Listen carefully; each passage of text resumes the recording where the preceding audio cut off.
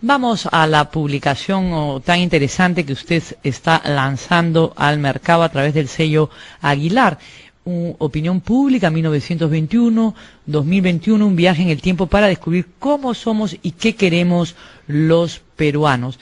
Esto se refiere, como decía al inicio, al aspecto electoral, al aspecto político, o en general a las aspiraciones, percepciones de la vida, de lo que se quiere como país de los peruanos.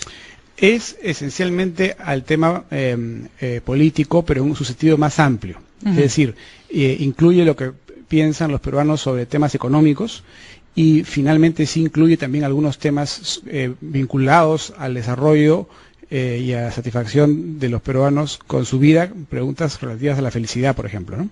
Ah, sí, y somos felices, como dice, hay una encuesta latinoamericana sobre la felicidad. ¿Somos felices o no somos felices? Bueno, lo que nosotros encontramos en el tema, y lo que yo sostengo, es que el tema de la felicidad va a ser crecientemente más importante.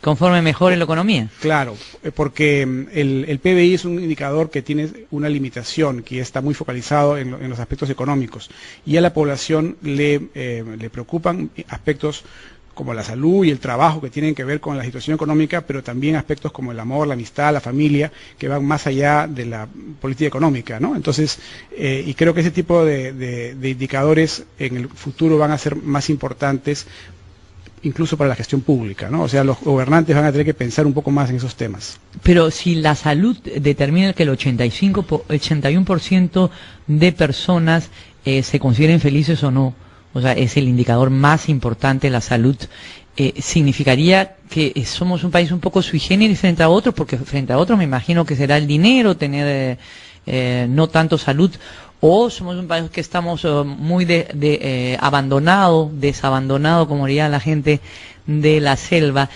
muy abandonado en lo que es los temas de salud pública. Bueno, los estudios que se han hecho sobre la felicidad lo que demuestran es que los ingresos económicos son determinantes en los niveles más bajos de la escala económica, ¿no? O sea, lo que se requiere para sobrevivir, digamos, ¿no? Entonces el más pobre se siente más feliz y tiene más plata. Naturalmente, porque genera un gran cambio en su calidad de vida. A partir de cierto nivel, el ingreso económico marginal empieza a ser menos relevante. Ya es al final irrelevante. Lo que termina afectando más la sensación de felicidad son estos otros elementos, ¿no? Que tiene que ver con las relaciones humanas y con la salud. Y la comprensión de la vida, de que al final todos terminamos en la tumba. ¿Y cómo ha cambiado el pensamiento político del peruano desde 1921? No sé si hasta el 2021, porque esa será una proyección, pero digamos hasta el día de hoy, ¿cómo ha evolucionado? ¿La clase media ha desaparecido? ¿Se ha vuelto un país más radical, más descreído, aparentemente menos confiado en las instituciones políticas, en los partidos políticos? Bueno, lo primero que hay que observar es el aspecto demográfico. O sea, el Perú ha cambiado muchísimo desde el año del centenario, porque esto acá nos lleva del centenario al bicentenario de la independencia, ¿no? En la época del centenario, solamente la tercera parte de los peruanos eran alfabetos, por ejemplo, ¿no? Hoy día ya es más del 90%. En aquella época, recién la prensa escrita era el canal, digamos, a través del cual se expresaba, digamos, la opinión pública, y estaba muy... Y no habían encuestas. Y no habían encuestas, y no habían radio, y no había la radio recién empezó pocos años después, ni mucho menos televisión o internet. Entonces, la participación política era mucho más limitada. Hoy día esto es muchísimo más extendido y muchísimo más dinámico, ¿no? La familia también ha cambiado radicalmente. Estábamos hablando de familias que en aquella época podían tener 6 o 7 hijos, el número de hijos por mujer, cuando uno revisa. Y era un país más rural. Rural, 2/3 partes de la población. El Perú en aquella época éramos 5 millones de personas, las 2/3 partes vivían en el ámbito rural. Lima era el 10% del Perú, hoy día es más del 30%, hoy día la parte urbana representa pues casi el 80%, y las familias son mucho más pequeñas. Entonces, todo eso afecta un poco el modo de vida. Y desde el punto de vista socioeconómico, que afecta también las decisiones políticas, ha habido una importante mejora. Uno a veces tiende a idealizar el pasado, pero cuando uno revisa las estadísticas de la época, el grueso de la población vivía en casas de una sola habitación. Hoy día el promedio vive en casas de 3 a 4 habitaciones. Entonces hay una mejora importante en las condiciones de vida. Hemos pasado de ser una pirámide con una base muy chata a ser una especie de rombo en términos sociales, ¿no? Ahora, políticamente hemos tenido de todo a lo largo del siglo, ¿no? Hemos tenido momentos de ilusión socialista, después de prédica liberal. ¿Cómo ha sido la curva, digamos? Ilusión socialista, ilusión totalitaria, ilusión democrática, ilusión totalitaria, o sea, vamos de tumbo en tumbo. Lo que es importante es correlacionar lo que es la opinión pública con lo que es la realidad económica del país. Lo que sí ha habido es momentos en los cuales la población apostó por modelos socialistas y populistas y se equivocó. Y hemos tenido 2 décadas de retroceso económico, ¿no? La década del 70 y la década del 80. Es verdad que al comienzo fue con una dictadura, pero una dictadura que al comienzo probablemente fue popular, porque era la demanda ciudadana en ese momento, ¿no?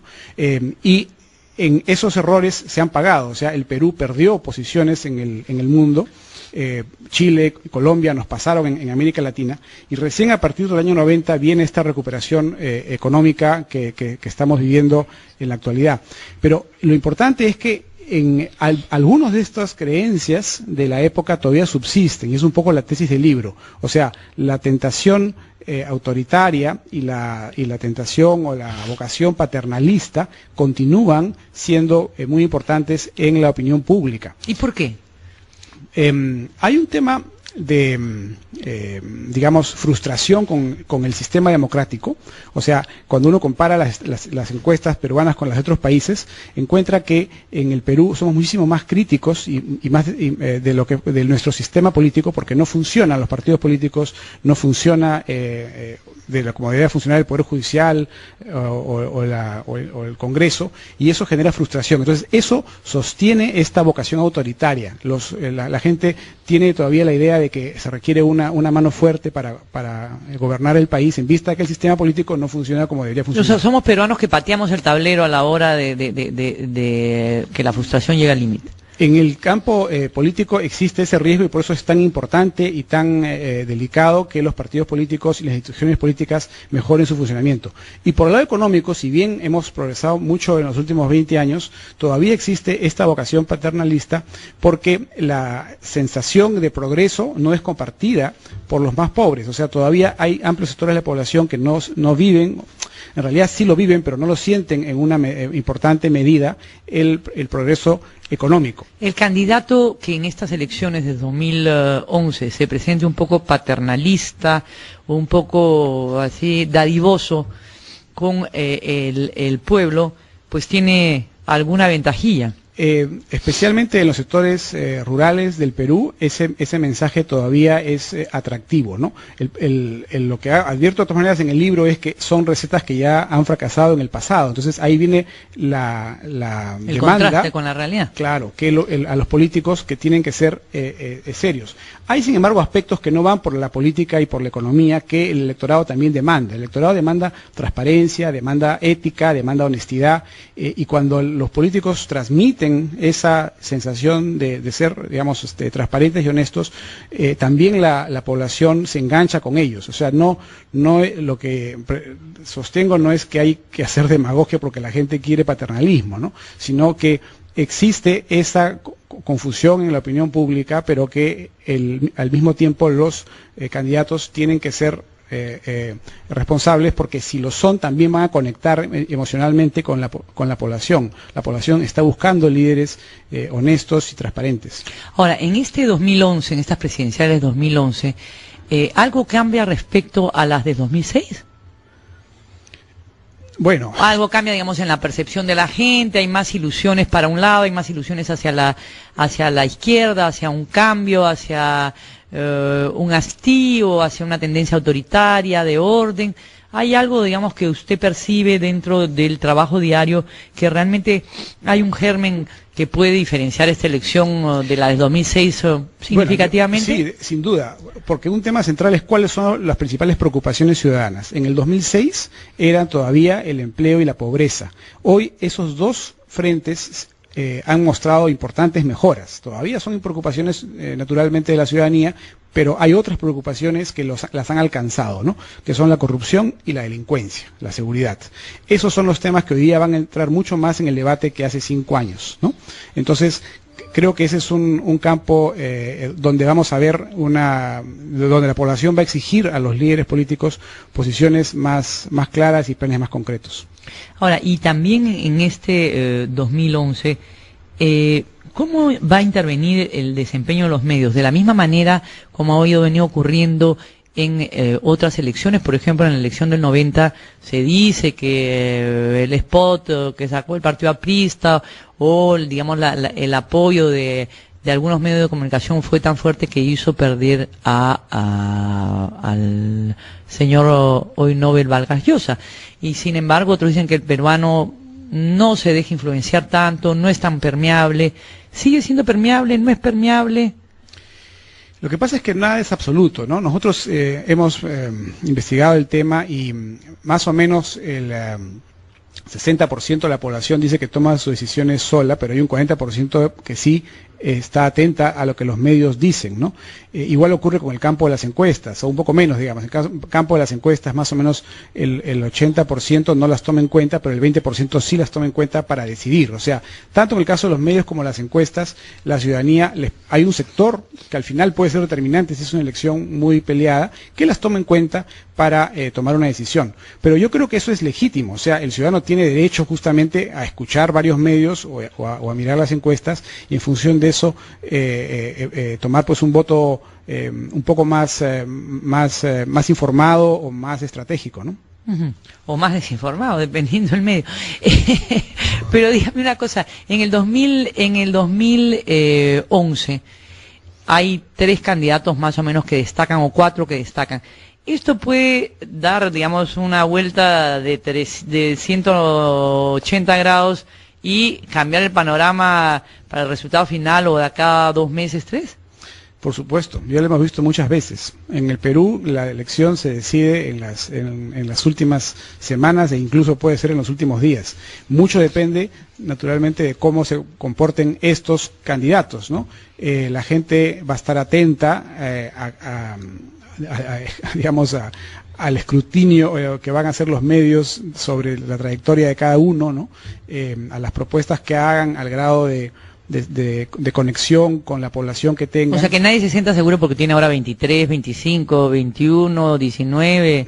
Eso es tan volátil como la vida misma. En el Perú, sí, porque los partidos políticos son extremadamente débiles. Entonces, la población está recién tomando decisiones al final. Nosotros tenemos un análisis en el libro que consiste en que más o menos la población se divide en 3 grupos, ¿no?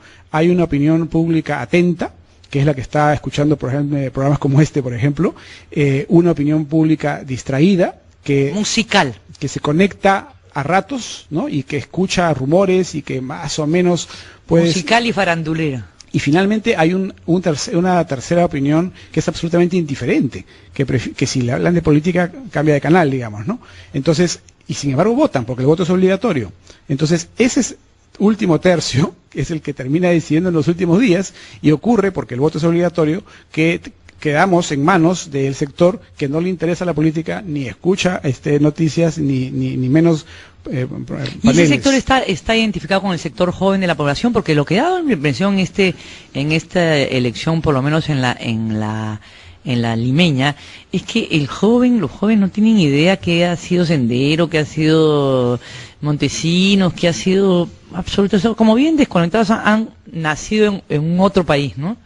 Hay de todo. ¿Eso coincide? ¿Esta gente que le llega a la política coincide con el sector joven del país? En parte, pero en parte también con temas demográficos, o sea, y socioeconómicos. La población rural le importa mucho más, la población más pobre, sobrevivir día a día, y mucho más le preocupa conseguir, digamos, un ingreso extra para el día siguiente que la política.